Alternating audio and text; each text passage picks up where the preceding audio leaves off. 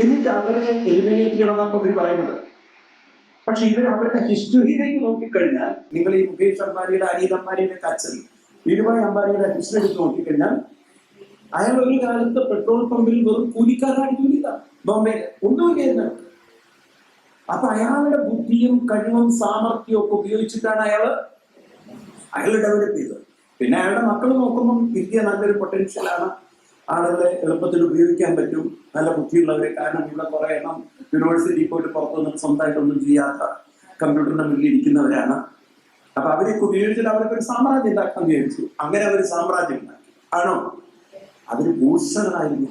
ശരിക്കും കമ്മ്യൂണിസം വേണ്ടത് എന്തായിരുന്നു?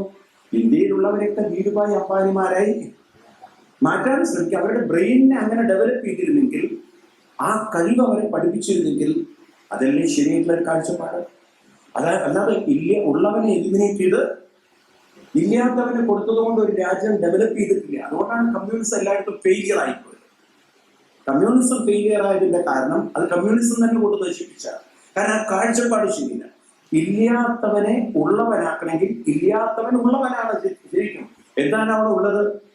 അവനൊരു ബ്രെയിൻ ഉണ്ട്. ആ ബ്രെയിൻ എംപവർ ചെയ്യാനുള്ള ഒരു സിറ്റുവേഷൻ അല്ലെങ്കിൽ ഒരു എൻവയറമെന്റ് അവന് ഒരുക്കി കൊടുത്തു കഴിഞ്ഞാൽ അവൻ ഡെവലപ്പ് ചെയ്തു. അതിന് പകരം ഉള്ളവനെ ഇല്ലാത്തവനാക്കി, ഇല്ലാത്തവനെ ഇവനിതെങ്ങനെ ഉപയോഗിക്കണം എന്നറിയില്ല. കേരളത്തിന്റെ ചരിത്രം എടുത്തു നോക്കിയത് ഇതുവരെ ലോട്ടറി അടിച്ചു ഒരുത്തിന് നേരില്ല. ആടിന് 2-3 ആൾക്കാർ ഇതുവരെ നേരിടും. അപ്പൊ അതിനർത്ഥം എന്താണ്? ഇവർക്ക് പണം കിട്ടാത്തതുകൊണ്ടല്ല, ഉള്ള പണത്തിനെ ഉപയോഗിക്കാനുള്ള ബുദ്ധി വേണ്ടേ? അത് ആരൊക്കെ അതിൻ്റെ അടുത്ത് അടിച്ചു മാറ്റിപ്പോയി. അപ്പൊ ആ ബുദ്ധി ഇവൻ ഉണ്ടാവണമെങ്കിൽ അതിനുള്ളൊരു എൻവയറമെന്റ്, അതിനുള്ള ട്രെയിനിങ് ആദ്യം ഇവർക്ക് കൊടുക്കണം. ശരിയാണോ ഞാൻ പറഞ്ഞത്? ഏത് കാര്യത്തിലും, ഒരു കല്യാണം നടക്കുന്നതിന് മുമ്പ് ഏത് കാര്യത്തിലും ഒരു ജോലി പ്രവേശിച്ച് എങ്ങനെ ആളുകളോട് ഇന്ററാക്ട് ചെയ്യണം. അവിടെ പോയി അസൂയ കാണിച്ചുകൊണ്ടോ അവിടെ പോയി ഫൈറ്റ് ചെയ്തുകൊണ്ടോ കാര്യമില്ല. നമ്മൾ ഇവോൾവ് ചെയ്യാൻ ശ്രമിക്കേണ്ട വേണം, അല്ലേ? നമ്മുടെ റിസോഴ്സ് ഇത്രയുള്ളൂ. Okay, I accept, I understand. എനിക്കിപ്പോ ഞാൻ പ്രൊഡക്റ്റ് കാണുന്നു, അത് എന്റെ കാഴ്ചപ്പാടിന്റെ കുഴപ്പമില്ല. പക്ഷെ ഐ ക്യാൻ സ്റ്റിൽ ഗ്രോ. ഞാൻ അടുത്തൊരു സ്റ്റേജിലേക്ക് ഇവോൾവ് ചെയ്യണം.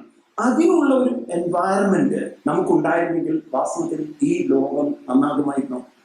വാസ്തവത്തിൽ നമുക്ക് ഇല്ലാത്തത് എന്താണെന്ന് വെച്ചാൽ, ഓരോരുത്തരും അവരവരുടെ ലോകത്തിൽ ഒതുങ്ങി നിൽക്കുമ്പോൾ അടുത്തൊരു സ്റ്റെപ്പിലേക്ക് അവർക്ക് കയറാനുള്ള ഒരു വഴി പറഞ്ഞു കൊടുക്കാൻ, അവർക്ക് ട്രെയിനിങ് കൊടുക്കാൻ നമുക്ക് സംവിധാനങ്ങൾ ഇല്ല. അതുകൊണ്ടാണ് പലരും ലൈഫിൽ ഫെയിലിയർ. അപ്പൊ ആരും ഫെയിലിയർ ആവേണ്ടവരല്ല, അവർക്ക് അടുത്ത സ്റ്റേജിലേക്ക് ഉയരണം. ആ ഉയരാനുള്ള ഒരു മാർഗം, ഒരു വഴി, അതിനുള്ള ചില പ്രോസസ്സ്, ടെക്നിക്കുകൾ അവർക്ക് പറഞ്ഞു കൊടുത്തത്. ഒരു പക്ഷേ ഇപ്പം നമ്മൾ കുറച്ചുകൂടി ബെറ്ററാണ്. എനിക്ക് തോന്നുന്നു ഒരു 10 വർഷം കൊണ്ട് നമ്മൾ തിരിച്ചു വരും. കാരണം ഇപ്പൊ തന്നെ ഗീത സിലബസ് ആക്കി കൊണ്ടുവരുന്നുണ്ട്. ഗീത ഓറിയന്റ് ചെയ്ത ഒരുപാട് ക്ലാസ്സുകളും പരിപാടികളും ഒക്കെ സെൻട്രൽ ഗവൺമെന്റ്, സത്യം പറഞ്ഞാൽ നമ്മുടെ നരേന്ദ്രമോദി വളരെ ഇതിൽ ഇൻവോൾവ് ആണ് ഈ ഭഗവത്ഗീതയുടെ കാര്യത്തിൽ.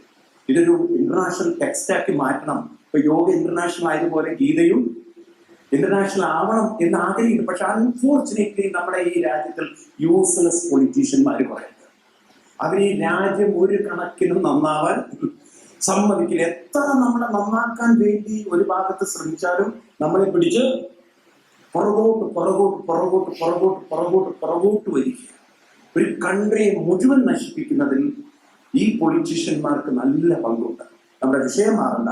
ഏതായാലും വൈവിധ്യങ്ങൾ കാണുന്നവന്റെ കാഴ്ചപ്പാട് ഒരു ലെവൽ ലോവറാണ്. അവര് മാംസചക്ഷുഷിൽ നിന്നും എതിരേക്ക് ഉയർന്നിട്ടില്ല, ജ്ഞാനചക്ഷുഷിലേക്ക് ഉയർന്നിട്ടില്ല. അതുകൊണ്ടാണ് അവർക്ക് എല്ലാം വ്യത്യസ്തമായി. ഈ വ്യത്യസ്തമായി കണ്ടാലുള്ള കുഴപ്പം എന്താണ്? കമ്പാരിസൺ. മറ്റൊരാൾ എന്നെക്കാളും നന്നായി കഴിഞ്ഞാൽ അതിൽ അസൂയ, ഈ തരത്തിലുള്ള കോംപ്ലക്സുകൾ പ്രത്യേകിച്ച് നമ്മുടെ ഹിന്ദുക്കൾ വളരെ ശ്രദ്ധിക്കണം. കാരണം ഇപ്പൊ പെൺകുട്ടികൾ നല്ലോണം പഠിക്കും, ഒരുപാട് കുത്തിയിരുന്ന് പഠിക്കും. ആമ്പിളൊരു ഉഴപ്പന്മാരാണ്. കല്യാണം കഴിച്ചു കഴിഞ്ഞാൽ അവൾക്ക് ഒരുപാട് ഡിഗ്രിയും ഇവനും ഡിഗ്രി ഇല്ല. അപ്പൊ പിന്നെ ആ കോംപ്ലക്സ് ആയി അങ്ങനെ ജീവിക്കുന്നവർ കുറെ ഉണ്ടോ? ഭാര്യയ്ക്ക് കൂടുതൽ സാലറി, ഭർത്താവിനപ്പുറ സാലറി. അപ്പൊ ഭാര്യയും നിലവിക്കില്ല, യൂസ്ലെസ് ഫെലോ, സംഭവം ഞാൻ ഒരുത്തനെ കെട്ടി ഇനി അങ്ങനെ കൊണ്ടുപോകണം. ആ രീതിയിലൊക്കെ ഒരു വിലയില്ലാത്ത ജീവിതങ്ങളാക്കി അങ്ങനെ കൊണ്ടു നടക്കുന്നതിന്റെ കാര്യം എന്താണെന്ന് വെച്ച് കഴിഞ്ഞാൽ, ഉള്ളിൽ ഈ പ്രതത്വേന, ഈ ദൃഷ്ടിയാണ്. ഞാനും മറ്റൊരാളും വേറെയാണ്. ഞങ്ങൾ അടിസ്ഥാനമായി ഞങ്ങൾ ഒന്നാണെന്നുള്ള ഒരു അറിവിലേക്ക് അവരെ ഉയർത്തിയിരുന്നെങ്കിൽ മ്യൂച്വൽ റെസ്പെക്ട്, ഒരു mutual corporation, coordination and mutual ഒരു സ്പിരിച്വൽ അവേക്കനിങ് അവർക്കുണ്ടാകില്ലെന്നോ? വേണോ? പറയൂ. ഒരു മ്യൂച്വൽ ആയിട്ടുള്ള അണ്ടർസ്റ്റാൻഡിങ്, മ്യൂച്വൽ ആയിട്ടുള്ള ഒരു ഡെഡിക്കേഷൻ, മ്യൂച്വൽ ആയിട്ട്. ശരിയാണ്, നമ്മൾ രണ്ടും രണ്ടാണ്. നിങ്ങൾ നോക്കൂ, Swami Vivekanandan, Narendraji, what was he? University best student, sitting under fourth standard പോയിട്ട് പറയില്ലേ രാമകൃഷ്ണ അയാളുടെ കീഴിലാണ്. ലോകം മുഴുവൻ ഗീത പറഞ്ഞു നടന്ന സ്വാമി Chinmayanandaji, sitting under fifth standard മാൻ. ആര്? സ്വാമി തപോവനം. ഒരു സ്കൂളിലും പോയിട്ടില്ല, 5ാം ക്ലാസ് വരെ പോയിട്ടുള്ളൂ. പാലക്കാട് കൊല്ലംകോട്. അദ്ദേഹത്തിന്റെ ഹിസ്റ്ററി എടുത്ത് നോക്കിയാൽ അദ്ദേഹത്തിന്റെ താഴെ ഒരാൾ ഇരിക്കുക. കാരണം അവർക്ക് കിട്ടിയ ആ ഒരു അറിവുണ്ട്. ഈ സ്വാമി തപോവനത്തിൽ നിന്നും രാമകൃഷ്ണ മിഷനിൽ നിന്നും കിട്ടുന്നത് അതൊന്നും ഒരു യൂണിവേഴ്സിറ്റികളിൽ നിന്നും കിട്ടുന്നതല്ല. അല്ലെങ്കിൽ രമണ മഹർഷിയെ പോലെ സ്കൂളിൽ തന്നെ പോകാം. 6ാം ക്ലാസ്സിലാണ് പോയ രാവിലെ ആയിരിക്കും ജനുവരി, എനിക്ക് തോന്നുന്നു മാർച്ച് മാസത്തില് ഒരു സെഞ്ചുറി സെലിബ്രേഷൻ കേരളത്തിൽ തൃശ്ശൂരിൽ തൃപ്പയാറിനടുത്ത് വരുന്നുണ്ട്. നിങ്ങളാരും കേട്ടുവല്ല, തൃപ്പയാർ യോഗിനി മാതാവിനെ കുറിച്ച് ആരെങ്കിലും കേട്ടിട്ടുണ്ടോ? അങ്ങനെ ഒരു അമ്മയെ കുറിച്ച്, തൃപ്പയാർ യോഗിനി മാത. 5ാം ക്ലാസ്സിലേക്ക് പോയിട്ടുള്ളൂ.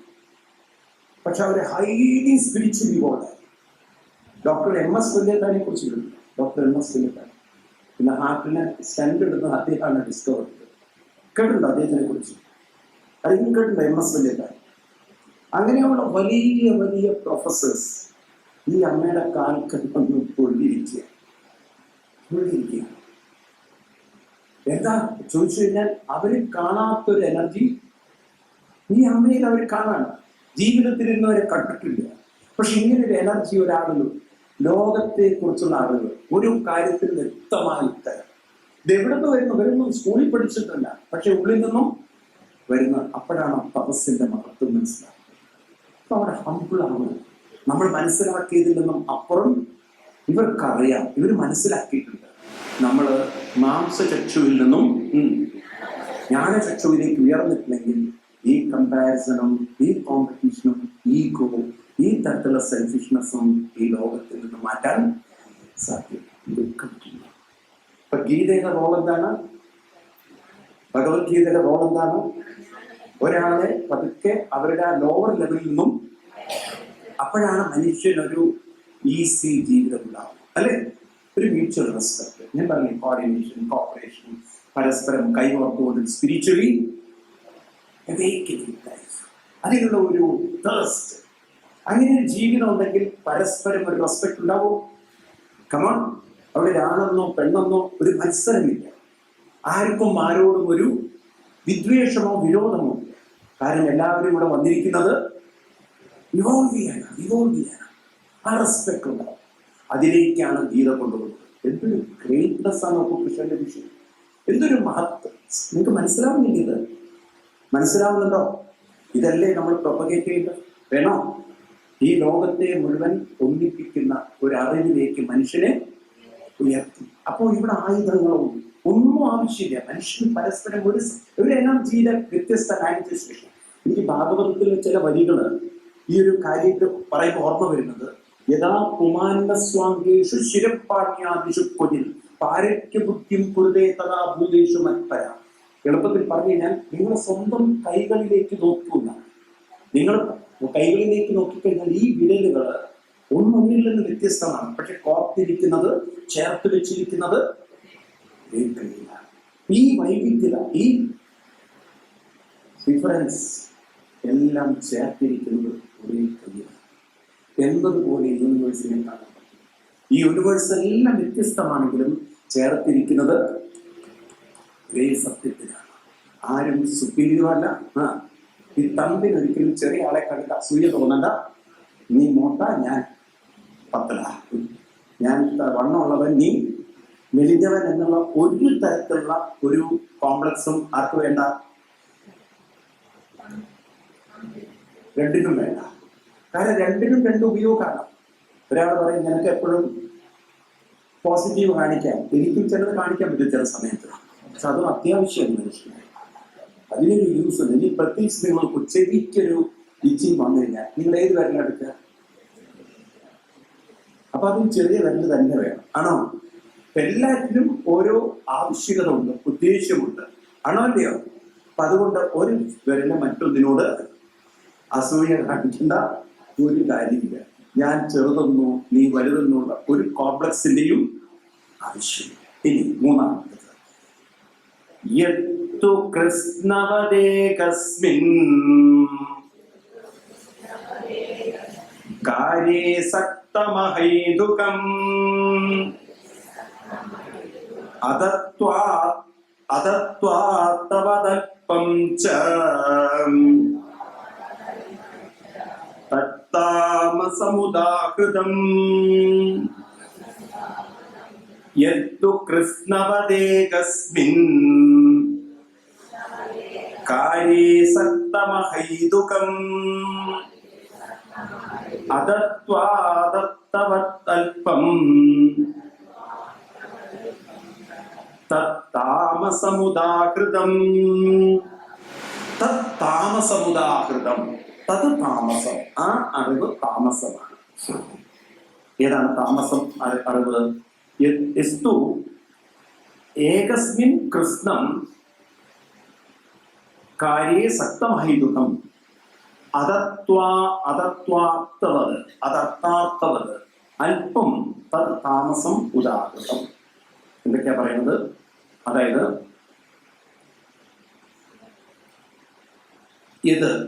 ഏതൊന്നാണോ, ഏതൊരറിവാണോ, ഏതൊരു ജ്ഞാനമാണോ, കൃഷ്ണവത് ഏകസ്മിൻ, കൃഷ്ണം എന്ന് പറഞ്ഞാൽ എല്ലാം ഒന്നാണെന്ന കാര്യേ സക്തം അഹൈതുകം. അതായത് ഈ കാണുന്ന എല്ലാറ്റിൻ്റെയും പിന്നിൽ അങ്ങനെ പ്രത്യേകിച്ചൊരു കാരണമോ കാര്യമൊന്നും ഇല്ലെന്നും, ഇതെല്ലാം ആ തത്വം ഇതിന്റെ പിന്നിൽ യാതൊരു തത്വം ഇല്ലെന്നും, അങ്ങനൊരു അല്പമായ അറിവിൽ ജീവിക്കുന്ന ആളുകളെയാണ് താമസജ്ഞാനം എന്ന് പറയുന്നത്. അതായത് ഈ കാണുന്നതിനപ്പുറത്തേക്ക് യാതൊന്നുമില്ല എന്നുള്ള കംപ്ലീറ്റ് നെഗറ്റീവായിട്ടുള്ള ഒരു നോളജ്. അപ്പൊ ഈ കാണുന്നതൊക്കെ എന്താണ്? ഇത് ഇങ്ങനെയാണ്. ഞാൻ ഈ കാര്യം പറയുമ്പോഴല്ലോ എനിക്ക് പലപ്പോഴും മനസ്സിലായി സെലക്റ്റീവ് റിലീജിയന്റെ കാഴ്ചപ്പാടാണ്. അതായത് ഇത് ഇങ്ങനെയാണ്, ദൈവം ഇങ്ങനെയാണ് മനുഷ്യനെ സൃഷ്ടിച്ചത്, so you are to accept it. ദൈവം നമ്മളെ അങ്ങനെ സൃഷ്ടിച്ചിരിക്കുന്നു, സോ നിങ്ങളെ പാപികളായി സൃഷ്ടിച്ചു, നിങ്ങൾ പാപികളായിട്ട് ആക്സെപ്റ്റ്. അപ്പൊ അതുകൊണ്ടാണ് ഹിന്ദുയിസം ഇതൊന്നും ആക്സെപ്റ്റ് ചെയ്യാത്തത്. അതായത് ഇങ്ങനെയൊക്കെയാണ്, ഇതിനപ്പുറത്തേക്ക് യാതൊന്നും ഒരു സത്യവുമില്ല. ആകെയുള്ള സത്യം ഉള്ളത് സ്വർഗത്തിലാണ്, മരിച്ചു കഴിഞ്ഞിട്ടാണ്. മരിച്ചതിന് ശേഷമുള്ളതേ വല്ലതും സത്യമായി ഉള്ളൂ. ചില റിലീജിയൻ ബ്ലൈൻഡ്ലി അത് തലയിൽ പിടിച്ചിരിക്കുകയാണ്. അതാണ് ഈ ഇസ്ലാം ഇത്രയും റഫ് ആൻഡ് ടഫ്. അവർ ഈ ലൈഫിനെ ഒരിക്കലും ആക്സെപ്റ്റ് ചെയ്യുന്നതാണ്. അവർ പറയുന്നത് ഇതൊക്കെ ഹെല്ലാണ്. യഥാർത്ഥ സ്വർഗം ആകാശത്തിനപ്പുറത്താണ്. അവിടെ മാത്രമേ ദൈവം എല്ലാ സൗകര്യങ്ങളും കരുതുള്ളൂ. ഈ നല്ല ജീവിതം സ്പോയിൽ ചെയ്ത് എവിടേക്ക്? സ്വർഗത്തിലേക്ക് പോകും. അതിനവര് അവര് നശിക്കാനും കൊല്ലാനും ഒക്കെ തയ്യാറാണ്. ഒരു റോങ് ഫിലോസഫിയാണ് വാസ്തവത്തിൽ ലോകത്തിന്റെ ഒരു സമാധാനവും ശാന്തിയും ഇല്ലാതാക്കും. ഇത് നോക്കൂ നിങ്ങൾ, ഈ ലോകം ഇത്രമാത്രം സ്പോയിൽ ചെയ്തതിന് കാരണം ഈ ഒരൊറ്റ അറിവാണ്. താമസം ഉണ്ടാക്കുക, ഇതിനപ്പുറത്തേക്ക് യാതൊന്നും ഇല്ല. ഇത് കാണുന്ന ഈ കാര്യങ്ങളാണ് ഇവിടെ ഉള്ളത്. ഇനി ഉള്ളത് എല്ലാം എവിടെയാണ്? After death. ബിഫോർ ഡെത്ത് യാതൊന്നും ഇത്രയും. അതായത് മനുഷ്യന് ഇവിടെ ഒന്നും ഇനി പ്രത്യേകിച്ച് കണ്ടെത്താനില്ല. നിങ്ങൾക്കറിയൂ, പണ്ട് ക്രിസ്ത്യൻ സമൂഹം ഇതുപോലെ ബ്ലൈൻഡ്ലി വിശ്വസിച്ചു. അവർ ഇതുപോലെ നെഗറ്റീവായിട്ടാണ് വിശ്വസിച്ചു. അതായത് എർത്ത് ഈസ് ഫ്ലാറ്റ്. ഈ എർത്ത് ഈസ് ഫ്ലാറ്റ് എന്ന് മാറ്റി പറഞ്ഞ പല ശാസ്ത്രജ്ഞന്മാരെയും അവര് ചുട്ടുകൊന്നിട്ടുണ്ട്. ഈ ലോകത്തിലെ ഏറ്റവും കൂടുതൽ ശാസ്ത്രജ്ഞന്മാരെ കൊന്നിരിക്കുന്ന റിലീജിയൻ ക്രിസ്ത്യാനിറ്റിയാണ്, പോപ്പുമാരാണ്. കാരണം ആരെങ്കിലും എന്തെങ്കിലും സത്യം പറഞ്ഞിട്ടുണ്ടെങ്കിൽ അപ്പൊ അവരെ ബേൺ ചെയ്തിട്ടുണ്ട്. കാരണം അതെല്ലാം ബൈബിളിന് എഗെയിൻസ്റ്റ് ആയിരുന്നു പറഞ്ഞത് മുഴുവൻ. മനസ്സിലാവുണ്ടല്ലോ? കാരണം ഇതിനപ്പുറത്തേക്ക് ഒരു സത്യവും ഇല്ല എന്ന് അവർ പാവം ബ്ലൈൻഡ്ലി ഇൻജക്ട് ചെയ്ത് പഠിച്ചു. ഇതാണ് ഭഗവാൻ പറയുന്നത്. ഇതിനപ്പുറത്തേക്ക് അഹൈതുകം ഒരു കാര്യവും ഇല്ലെന്നും ഈ കാര്യത്തിൽ ഈ കാണുന്നതൊക്കെ ഇത് അതത്വത്വം, ഇതിന്റെ പിന്നിൽ യാതൊരു തത്വമോ കാരണമൊന്നുമില്ലെന്നും അല്പം ഇങ്ങനെ അല്പമായ ഒരു അറിവിൽ എത്തും ആരാണോ ഉറപ്പിച്ചു വെച്ചിരിക്കുന്നത്, അങ്ങനെ മനസ്സതിൽ ഉറപ്പിച്ചിരിക്കുന്ന ആളുകളുടെ അറിവിനെയാണ് താമസം ഉദാഹരണം. അവരുടെ അറിവാണ് താമസം. അപ്പൊ ഈ കാണുന്നത് മാത്രം, ഈ കാണുന്നത് ഇങ്ങനെ, ഇതിനപ്പുറത്തൊന്നുമില്ല. വളരെ ശ്രദ്ധിക്കണേ. ഇത് ഹിന്ദു മതം നമുക്ക് പറഞ്ഞു തരുന്ന ഒരു ലെവൽ ഓഫ് എവല്യൂഷൻ. ഈ കാണുന്നതൊക്കെ നിങ്ങൾ നോക്കൂ, ബ്രഹ്മസത്യം ജഗത് മിഥ്യ എന്ന് ശങ്കരാചാര്യ സ്വാമികൾ പറയുമ്പോൾ ഈ കാണുന്നതിനപ്പുറത്തേക്ക് ഇനിയും നമ്മൾ പോകണം. അതും ജീവിച്ചിരിക്കുമ്പോൾ, അല്ല മരണാനന്തരല്ല. ഇവിടെ 5-ാം അധ്യായത്തിൽ പറഞ്ഞു, നിങ്ങൾ ഈ ശരീരം ഉപേക്ഷിക്കുന്നതിന് മുമ്പ് വേണം നിങ്ങളുടെ മനസ്സിനെ നിങ്ങൾ ഉയർത്തിയെടുക്കാൻ. അതിനുശേഷം മരണാനന്തരം ആർക്കറിയാൻ ഇവിടെ എന്താ പോകുന്നത്. ആഫ്റ്റർ ഡെത്തിനെ കുറിച്ചല്ല ഹിന്ദുമതം ഡിസ്കസ് ചെയ്യുന്നത്. എല്ലാം ഇഹൈവ പ്രാക് ശരീര വിമോക്ഷണ. നിങ്ങൾക്ക് മനസ്സിലാവും. ഇഹൈവ, ഇഹ ഇഹ ഇഹ മീൻസ് ഇവിടെ തന്നെ. പ്രാക് ശരീര വിമോക്ഷണ. പ്രാക് എന്ന് പറഞ്ഞാൽ മുമ്പ്, ശരീര വിമോക്ഷണ എന്ന് പറഞ്ഞാൽ ശരീരം വിടുന്നതിന് മുമ്പ് തന്നെ നിങ്ങളുടെ മനസ്സിനെ നിങ്ങൾ ഡെവലപ്പ് ചെയ്യണം. അപ്പൊ ആഫ്റ്റർ ഡെത്തിനെ കുറിച്ച് നമ്മുടെ ഋഷിവര്യന്മാർ കാര്യമായിട്ടൊന്നും പറയില്ല. നിങ്ങൾക്ക് ചില പുരാണങ്ങളിലൊക്കെ കാണാം സ്വർഗം നരകം. പക്ഷേ ഭഗവാൻ കൃഷ്ണൻ വളരെ വ്യക്തമായി പറയുന്നു, എവല്യൂഷൻ സംഭവിക്കേണ്ടത് എവിടെയോ അല്ല. എവിടെയാണ്? ഇവിടെ തന്നെ. ആൻഡ് എവല്യൂഷൻ എന്ന് പറഞ്ഞാൽ എന്താണ്? ഏതൊരു ഇൻഫിനിറ്റ് എനർജിയിൽ നിന്നാണോ വന്നത്, ആ ഇൻഫിനിറ്റിലേക്ക് നമ്മൾ ഇൻഫിനിറ്റ് ആവണം. നമ്മൾ നമ്മുടെ എല്ലാവിധ ലിമിറ്റേഷൻസിനും ഉയരണം. ഇപ്പൊ മെന്റൽ ലിമിറ്റേഷൻ ഉയർന്നാലേ നമുക്കൊരു ഹയർ എനർജിയിലേക്ക് ഉയരാൻ പറ്റും. അപ്പൊ എന്താണ് മെന്റൽ ലിമിറ്റേഷൻ? നമ്മുടെ ദുഃഖം, നമ്മുടെ വിഷമങ്ങൾ, നമ്മുടെ പ്രശ്നങ്ങളിൽ നിന്നൊക്കെ നമ്മൾ ഫ്രീ ആവണം. അല്ലെങ്കിൽ അതിൻ്റെ ഉള്ളിൽ പെട്ട് കഴിഞ്ഞാൽ നമ്മൾ ഇവോൾവ് ഇല്ല. നമ്മൾ അതിലേക്ക് നമ്മൾ വീണ്ടും വീണ്ടും ഡിസെൻഡ് ചെയ്യണം. അപ്പൊ ആ ഒരു എവല്യൂഷൻ സ്ഥലത്തേക്കൊന്നും ചിന്തയില്ലാതെ, മനസ്സിലാവുന്നുണ്ടോ? അപ്പൊ ഇതൊക്കെ മനുഷ്യനുണ്ട്. പ്രത്യേകിച്ച് യങ്സ്റ്റേഴ്സ് ഈ ഒരു വേൾഡിലാണ് ഇതെത്ര വന്നു എന്നുള്ളത്. അവസാനം ഇതെല്ലാം കയറി പിടിക്കുന്നത് ജന്മം കൊണ്ട് അറിയുന്നില്ല. ഒരു തരത്തിൽ അതൊക്കെ ഞാൻ അതിന് എഗെയിൻസ്റ്റ് അല്ല. പക്ഷെ ഇതൊക്കെ എന്താ അറിയും, ഇപ്പോഴത്തെ ഒരു ക്രേസ് ആണ്. ഒരു ക്രേസിൽ ഇതൊക്കെ ചെയ്യും. അത് കഴിഞ്ഞാൽ ഇതെല്ലാം പറ്റും. ഒരു സ്റ്റഡിയായി സിസ്റ്റമാറ്റിക്കായി ജീവിതം കൊണ്ടു നടക്കുന്നവർ വളരെ കുറവാണ്.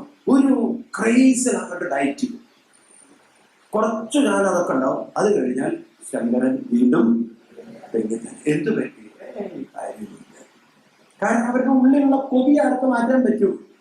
എല്ലാവരും അവിടെ ഇരുന്നത് പായസം കഴിക്കുന്നു, അത് കഴിക്കുന്നു, ഐസ്ക്രീം കഴിക്കുന്നു. ഇവര് ഞാൻ ഡയറ്റിംഗ് ആണ്. എന്ത് ഡയറ്റിംഗ്? ഉള്ളിൽ ഇങ്ങനെ ഈ saliva ഇറക്കിക്കൊണ്ടിരിക്കുകയാണ്.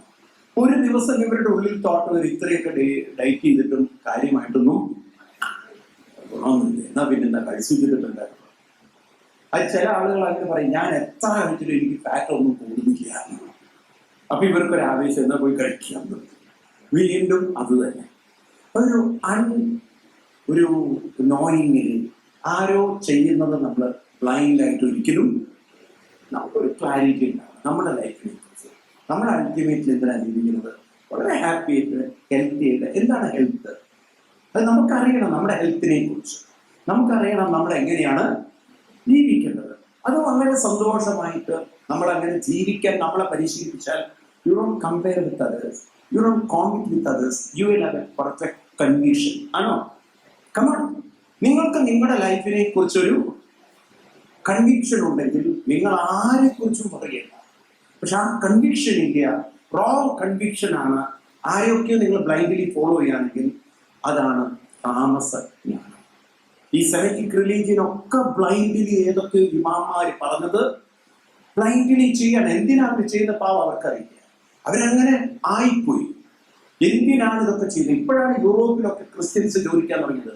Y should we go to church? ഈ ബ്ലൈൻഡ്ലി ഇതിങ്ങനെ പറഞ്ഞത് ജീവിക്കാനാണ്, എന്ത് പ്രയർ ചെയ്യാനാണ്? സോ അവരതിനെ ക്വസ്റ്റ്യൻ ചെയ്യാൻ തുടങ്ങി. അതുകൊണ്ട് അവർ അതിൽ നിന്നെല്ലാം മാറി. ഇപ്പൊ നിങ്ങൾ നോക്കൂ, യൂറോപ്പിലുള്ള കുറെ ആളുകൾ യോഗയിലേക്ക് തിരിയുന്നു, മെഡിറ്റേഷനിലേക്ക് തിരിയും. കാരണം അവർക്ക് മനസ്സിലായത് ഒരു സെൽഫ് എൻക്വയറിയാണ്, സെൽഫ് ട്രാൻസ്ഫോർമേഷനാണ്. ആണോ? ഭാരതത്തിലുള്ള ഈ കൾച്ചറാണ് അവരെ കുറെ മോട്ടിവേറ്റ് ചെയ്തത്. കാരണം ഹിന്ദുയിസം ഒന്നും നമ്മളെ ആരെയും ഇമ്പോസിബിൾ. നോക്കൂ നിങ്ങൾ, താമസജ്ഞാനം എന്നൊരു ജ്ഞാനം ഇവിടെ ഉണ്ട്, രാജസജ്ഞാനം എന്ന് പറയുന്ന ജ്ഞാനം ഇവിടെ ഉണ്ട്. നിങ്ങൾക്ക് വേണമെങ്കിൽ ഏതിലേക്ക് വീഴാം, അല്ലെങ്കിൽ നിങ്ങൾ അനുഭവിച്ചോ. നിങ്ങൾ താമസജ്ഞാനത്തിൽ ജീവിച്ച് ഞാൻ ഇങ്ങനെയാണ്, ദൈവം പിന്നെ ഇങ്ങനെയൊക്കെ അനുഭവിക്കാനാണ്, കരഞ്ഞോ, കുറച്ചുകൂടി ടിഷ്യൂ വാങ്ങിച്ചു തരാം. അല്ലാതെ എന്ത് ചെയ്യാൻ പറ്റും? അത് ചിലവർക്ക് പറഞ്ഞാൽ മനസ്സിലാവില്ല. എസ്പെഷ്യലി ലേഡീസ്, അവരവരുടെ ചെറിയൊരു വിഷമം വന്നാൽ അതൊന്നും പുറത്ത് കിടക്കില്ല. അത് കരഞ്ഞിരുന്നിട്ടെന്താ കാര്യം, ഗെറ്റ് ഔട്ട്. പക്ഷെ പറയാൻ എളുപ്പമാണ്, പുറത്ത് കിടക്കുന്നവർ വളരെ. അപ്പോഴേക്കും പറയും don't interfere with my life, this is after all my life, okay, my space, okay. ഇത് അനുഭവിച്ചോ? അല്ല, എന്താ പറയാത്?